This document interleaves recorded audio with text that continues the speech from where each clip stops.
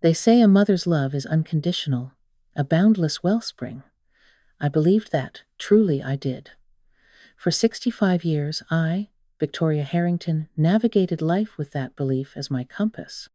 First as a wife to a wonderful man, God rest his soul, and then as a mother to Bradley. Together, my late husband and I built Harrington Industries from a hopeful blueprint into a legacy, a testament to shared dreams and relentless work. After Arthur passed, the weight settled onto my shoulders, but I carried it, not just for me, but for Bradley. He was supposed to be the future, the continuation. But futures, I've learned, can curdle like milk left in the sun. The trouble began subtly, like a hairline crack in fine china. Bradley, ambitious and impatient, started pushing for changes I wasn't comfortable with. He saw Harrington Industries not as a legacy, but as a stepping stone. His eyes gleamed with a hunger that wasn't just for success, but for acquisition, for the quick win. He brought proposals, partnerships, and finally, an offer, a buyout from Sterling Corp., a competitor known for its ruthless tactics and asset stripping. Arthur would have turned over in his grave. I refused, point blank. "This company is our family's heart, Bradley," I told him, my voice firmer than I expected. "It's not for sale, especially not to vultures." His reaction wasn't anger, not outright. It was worse. It was a chilling disappointment, a mask slipping to reveal something cold beneath. He argued, cajoled, painted pictures of a leisurely retirement for me, endless cruises and garden parties. When I held firm, the atmosphere shifted. Suddenly, longtime colleagues seemed distant. Invitations to family gatherings dwindled. Phone calls went unanswered, emails met with silence. It was a slow, insidious isolation, orchestrated, I suspected, by my own son. He was painting me as stubborn, out of touch, perhaps even losing my grip. The whispers reached me indirectly, poisoned darts finding their mark. The loneliness was a physical ache, a hollow space where warmth used to be. Bradley, my Bradley, was systematically cutting me off, strand by strand, from the life I knew. He wanted me out of the way, a relic to be shelved while he carved up the empire. The stress was immense, a constant pressure behind my eyes. I decided I needed space, perspective. A trip abroad, perhaps Italy, somewhere Arthur and I had always dreamed of revisiting. A chance to clear my head, to breathe air untainted by betrayal. I booked the tickets, packed my bags, and told Bradley I needed time. He agreed almost too readily, a flicker of something unreadable in his eyes. As I left, a small, loyal part of me hoped the distance might mend things, might make him see reason. Oh, how wrong I was. The crack wasn't just hairline, it was about to shatter everything. Italy was supposed to be a balm, a reconnection with beauty and history, a respite from the chilling currents back home. Florence unfolded before me, a masterpiece of light and stone, yet a strange disquiet followed me through the Uffizi galleries and across the Ponte Vecchio. It was a shadow I couldn't quite shake, the lingering chill of Bradley's calculated distance. I tried to immerse myself, to let the art and the Arno River wash away the unease, but the isolation he had fostered clung to me like damp sea air. My attempts to call friends, even my sister, were met with awkward silences or voicemail boxes that were suddenly, perpetually full. It felt less like they were busy and more like they were avoiding me, coached perhaps, or simply believing the narrative Bradley was spinning. One crisp Tuscan evening, sitting alone in my hotel room overlooking the Duomo, I decided to check my emails. Mostly spam, a few newsletters, the usual digital detritus. Then I saw it. An email with a subject line that made my breath catch. Harrington transition, final confirmation. Strange, it wasn't addressed to me but to a B. Harrington, clearly intended for Bradley. My fingers trembled as I clicked it open. It was from a lawyer I didn't recognize, associated with Sterling Corp., the very company that wanted to devour ours. The words swam before my eyes, blurring, then snapping into horrifying focus. Bradley, it read, with the unfortunate, albeit timely, Passing of your mother confirmed via the official certificate. Sterling is prepared to finalize the acquisition immediately upon probate clearance. Your cooperation in expediting matters has been invaluable. Consider the path cleared. Passed. My passing? Confirmed. Official certificate? The room started to spin. My heart hammered against my ribs. A frantic bird trapped in a cage. This couldn't be real. It was a mistake, a grotesque, impossible error. I read it again and again, the lawyer's clinical language a brutal counterpoint to the storm raging inside me. Unfortunate, albeit timely. The casual cruelty of it stole my breath. Your cooperation, Bradley, my son? He hadn't just isolated me, he had erased me. He had declared me dead to seize the company, to hand it over to the vultures I had explicitly forbidden. The beauty of Florence outside my window seemed suddenly garish, a mocking backdrop to the ugliest betrayal imaginable. My mind raced, trying to grasp the enormity of it. How? How could he do this? The isolation, the unanswered calls, it wasn't just manipulation, it was stage setting for my demise. He needed me gone, truly gone, on paper at least. A cold dread, deeper and more terrifying than any grief I had ever known, washed over me. I wasn't just fighting for a company anymore. I was fighting for my very existence. And the first step was understanding just how thoroughly my own son had buried me alive. Disbelief warred with a sickening certainty. My hands shook so violently I could barely hold my phone. I tried calling Bradley first, dialing the number etched into my memory and my heart. Straight to voicemail, the message clipped and unfamiliar. I tried my sister again, praying this was all some elaborate, cruel misunderstanding. Voicemail. Old friends, former colleagues, the same wall of silence. It was as if a digital curtain had fallen, severing every connection I thought I had. Panic began to claw at my throat. I needed proof, something tangible beyond that horrifying email. With trembling fingers, I opened a web browser, my mind racing. Where would news of my death appear? I typed my own name into the search bar, adding Harrington Industries and obituary. The results loaded, and the air left my lungs in a painful rush. There it was. A small, discreet announcement on a local news site, dated just days after I'd left for Italy. Victoria Harrington. It read, beloved widow of Arthur Harrington and former executive, passed away peacefully from heart failure while traveling abroad. She was 65. Heart failure while traveling? It was so neat, so plausible, so utterly false. Below it, comments began to appear. Condolences, memories shared by people I knew, people who thought I was gone. My stomach churned. Then I found it, a link to an online memorial page set up presumably by Bradley. Photos of me, smiling with Arthur, holding a baby Bradley, accepting an award. All curated to paint a picture of a life concluded.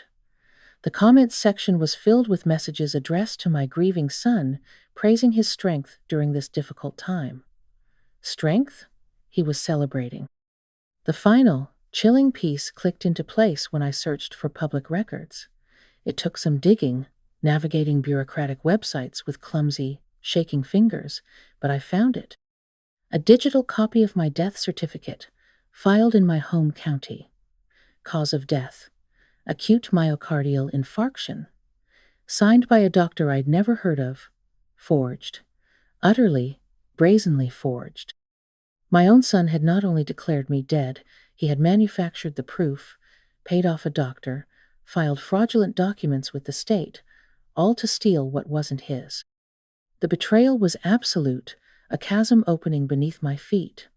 He hadn't just wanted the company, he wanted my entire life, my legacy, erased and rewritten to suit his greed.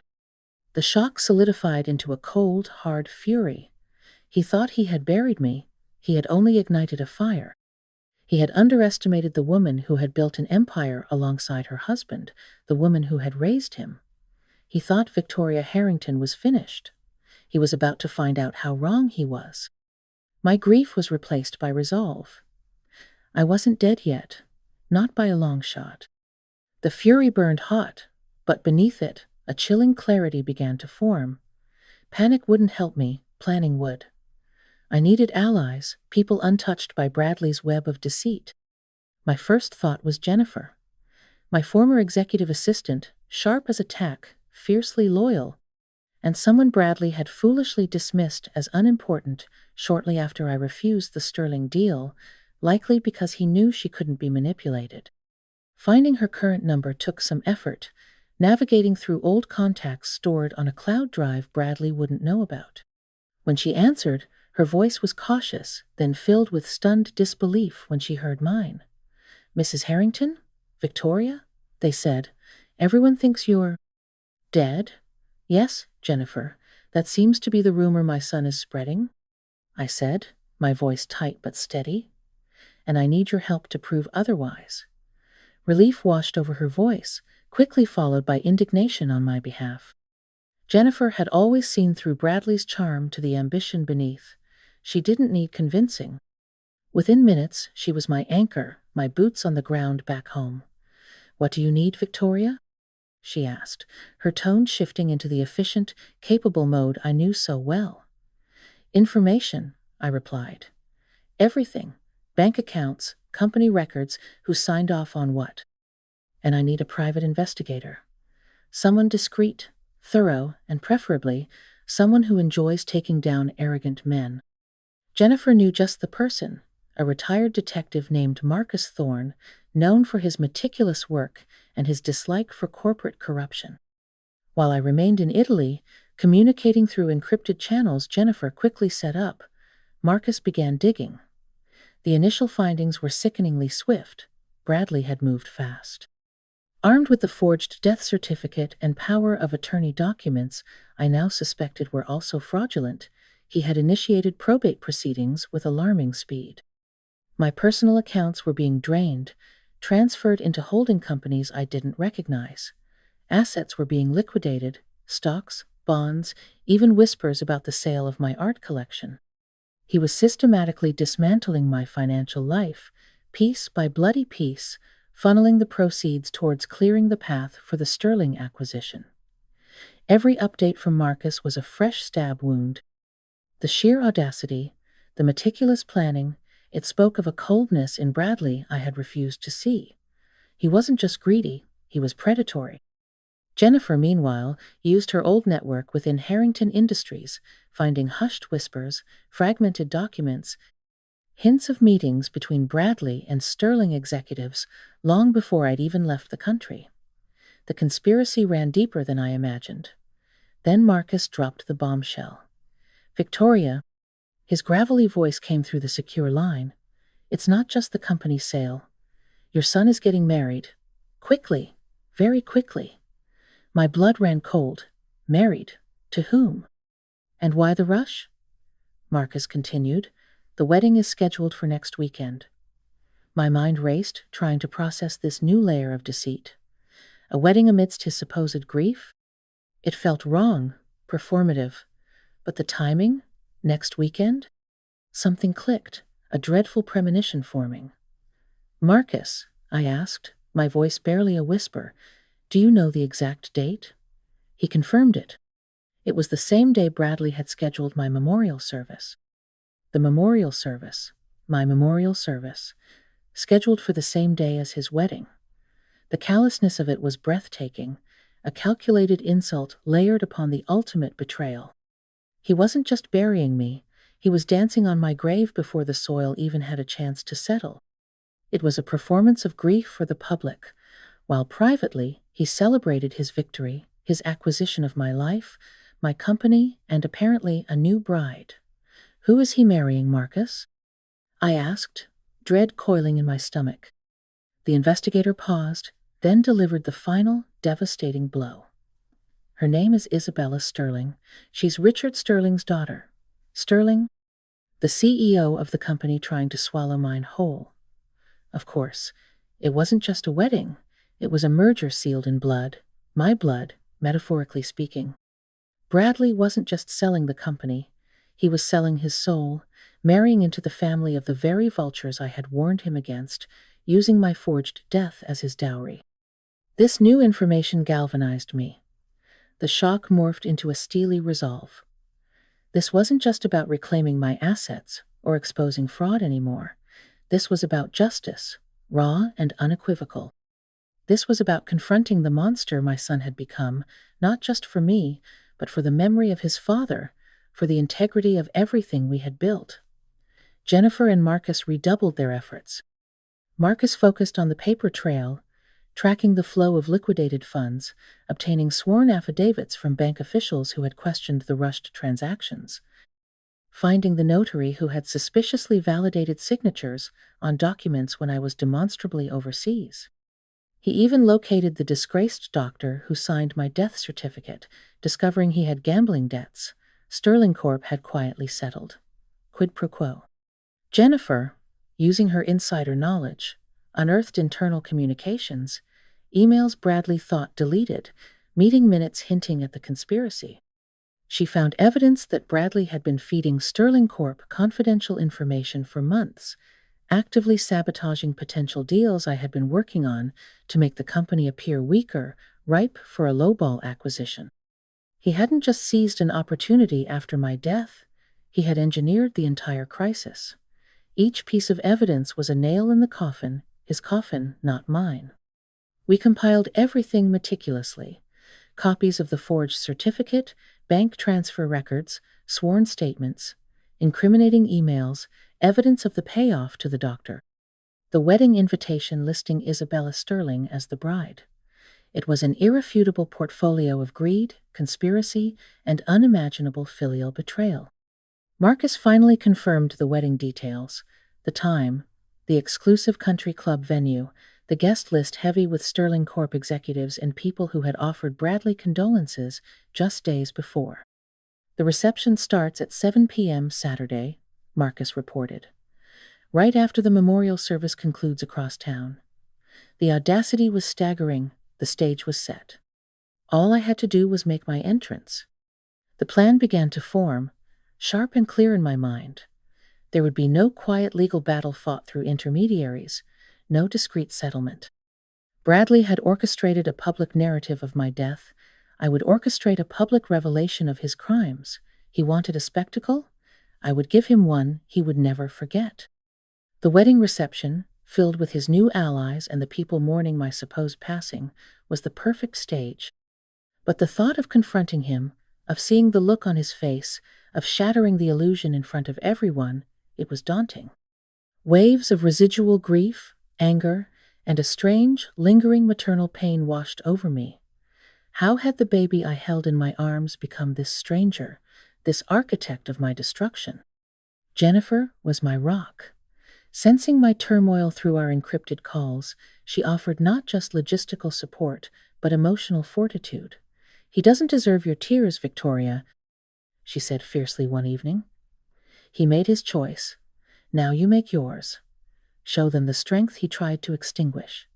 Her words resonated. This wasn't just about revenge, it was about resurgence. It was about reclaiming my narrative, my life, my power. It was about showing Bradley and the world that Victoria Harrington was not a footnote in his story, but the author of her own. We worked tirelessly, Jennifer coordinating with Marcus on the ground, ensuring every piece of evidence was legally sound, properly documented, and ready. We made multiple copies, secured backups. Marcus arranged for discreet security, just in case things escalated beyond stunned silence. He also tipped off a trusted financial journalist, embargoed until the moment of revelation. Bradley's carefully constructed world deserved to crumble publicly. The emotional toll was immense. Sleep offered little respite, filled with fragmented dreams. Bradley as a child, Arthur smiling, the cold eyes of Richard Sterling. But each morning, I woke with renewed determination. I practiced what I would say, how I would stand, the precise moment I would make my entrance. I needed to be calm, controlled, radiating not vengeful fury, but undeniable authority. The authority he had tried to steal. I booked my flight back, under an assumed name Jennifer had arranged. Traveling incognito felt surreal, like a spy in my own life. As the plane prepared for departure from Florence, leaving the Renaissance beauty behind, I felt a strange sense of peace settle over the turmoil. I wasn't running away anymore. I was flying towards the fire, not to be consumed, but to control it. The evidence was packed, secure in a briefcase that never left my side. Jennifer would meet me upon arrival. Marcus and his team would be in place.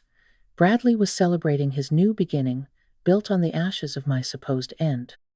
He had no idea the ghost was about to arrive at the feast, very much alive, and holding the receipts for his betrayal. The flight back was long, but every mile covered felt like a step closer not to revenge, but to resurrection. Landing back on home soil felt different this time. The air didn't hold the familiar comfort of return, but the electric tension of an impending storm. Jennifer met me discreetly, away from the main terminals, her expression a mixture of relief and grim determination. Seeing her face, loyal and strong, anchored me. "Everything is ready, Victoria," she murmured, handing me a secure burner phone. "Marcus has eyes on the memorial service location and the country club." Bradley arrived at the service looking suitably somber. The performance is in full swing. A bitter taste filled my mouth. Performance. That's all it was. While supposed friends and family gathered to mourn me, he was counting down the minutes until his wedding reception, his coronation into the Sterling dynasty. We spent the day hidden away in a quiet hotel suite Jennifer had secured.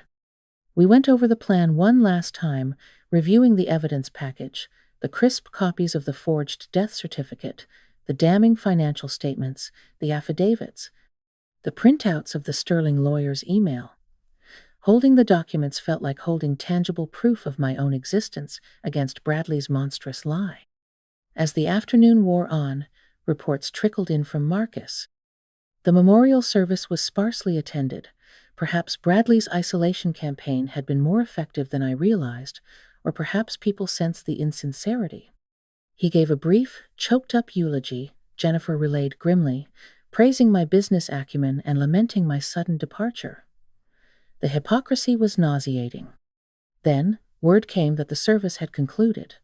Bradley, his fiancée Isabella Sterling, and her father Richard were heading towards the country club for the reception. The final act was about to begin. Getting ready felt like donning armor. I chose a simple, elegant deep blue dress, professional, powerful, undeniable. Not mourning clothes, not celebratory attire, but the uniform of a woman reclaiming her life. Looking in the mirror, I saw the lines of stress and sleepless nights, but beneath them, I saw a flicker of the old fire, the resilience that had built an empire.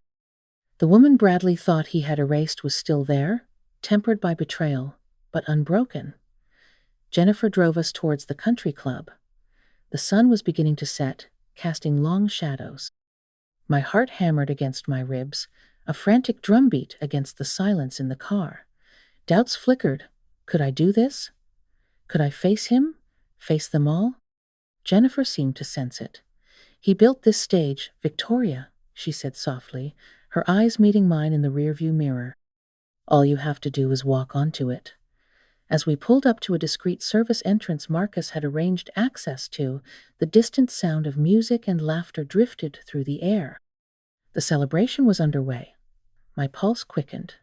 This was it, time for the dead to speak.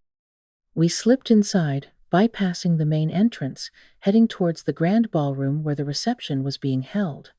The muffled sound of clinking glasses and applause grew louder. Then we heard Bradley's voice, amplified by a microphone. He was giving a toast. We paused just outside the ballroom doors, hidden from view. His voice, dripping with false sentiment, echoed out. "To new beginnings," he was saying. "To family, and to building a future together." My hand tightened on the handle of the briefcase, containing the proof of his lies. New beginnings indeed, but not the ones he expected.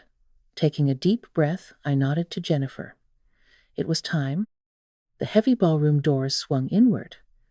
A wave of warm air, laughter, and music washed over me, followed by a sudden spreading silence as heads began to turn.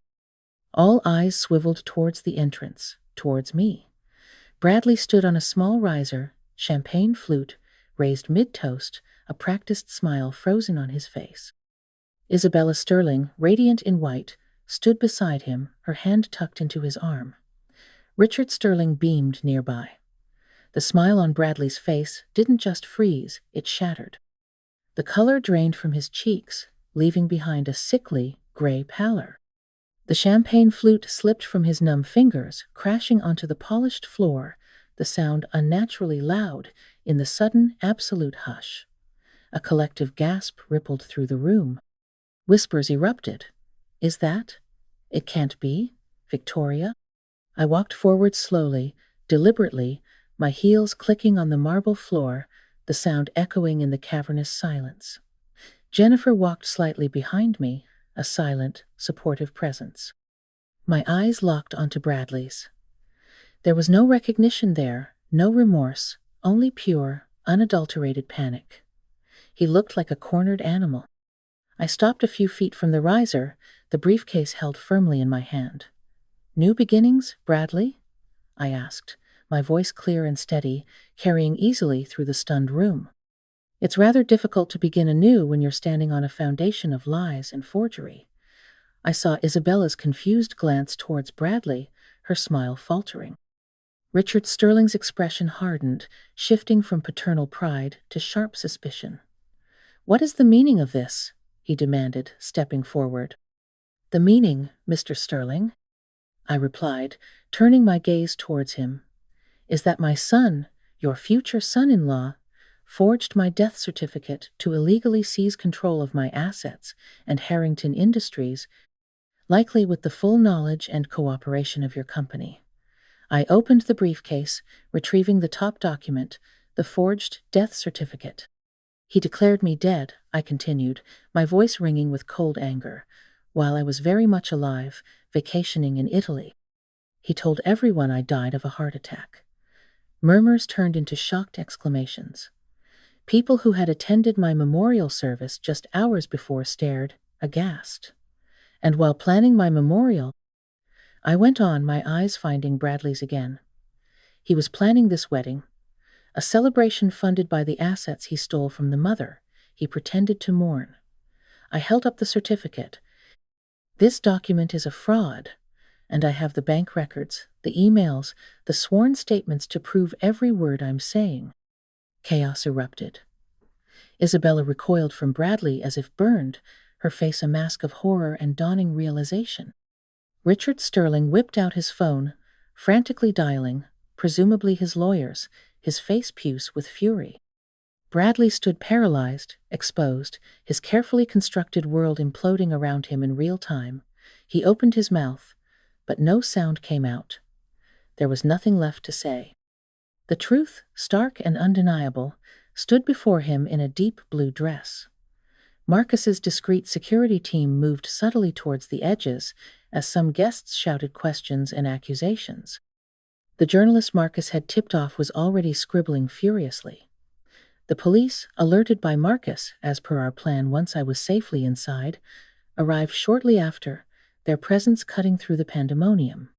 Bradley didn't resist. There was nowhere left for him to run. In the aftermath, the legal battles were swift. The evidence was overwhelming. Bradley faced multiple charges. The Sterling acquisition collapsed under the weight of the scandal, and Richard Sterling distanced himself rapidly, though whispers of corporate complicity lingered. Reclaiming Harrington Industries felt less like a victory and more like reclaiming a part of myself. It was scarred, but it was mine. The betrayal cut deeper than any corporate maneuvering ever could, leaving a wound that would likely never fully heal. But standing there, amidst the wreckage of my son's deceit, I wasn't just Victoria Harrington, the wronged mother, the resurrected executive. I was a survivor. Later, I used my experience to establish a small foundation, a support network for others, particularly older women who had faced similar betrayals, financial fraud, disguised as family concern. Because I learned that while some family ties can strangle, the bonds forged in shared resilience can save you. Bradley thought he buried me, but he only planted a seed of unyielding strength. I had faced my darkest hour and walked back into the light, not just alive, but reborn. And so, Victoria Harrington walked away from the wreckage, not unscathed, but undeniably whole. The scars remained, a testament to the battle fought and won against the deepest kind of betrayal. But they also spoke of her strength, her refusal to be erased. It leaves you wondering, doesn't it? How far can greed push someone, even against their own blood? What would you have done in Victoria's shoes? Share your thoughts in the comments below. We love hearing your perspectives. And if you were moved by Victoria's journey of resilience and revenge, please subscribe to Revenge with Emma for more stories like this one. Your support helps us bring these powerful narratives to light.